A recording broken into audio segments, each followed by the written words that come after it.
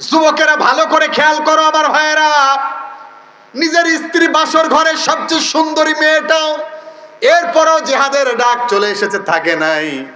জিহাদের জন্য পাগল পারা হয়ে যুদ্ধের ময়দানে তারা ঝাঁপিয়ে পড়েছে, দুনিয়ার জীবনটাকে তুচ্ছ করে তারা সপে পড়েছে। সুবহানাল্লাহ বলেন। যুবকেরা ভালো করে খেয়াল করো আমার ভাইয়েরা, নিজের স্ত্রী বাসর ঘরের সবচেয়ে সুন্দরী মেয়েটাও, এরপরও জিহাদের ডাক চলে এসেছে থাকে নাই। জিহাদের জন্য পাগল পারা হয়ে যুদ্ধের ময়দানে তারা ঝাঁপিয়ে পড়েছে, দুনিয়ার জীবনটাকে তুচ্ছ করে তারা সপে পড়েছে। সুবহানাল্লাহ বলেন। যুবকেরা ভালো করে খেয়াল করো আমার ভাইয়েরা, নিজের স্ত্রী বাসর ঘরের সবচেয়ে সুন্দরী মেয়েটাও, এরপরও জিহাদের ডাক চলে এসেছে থাকে নাই।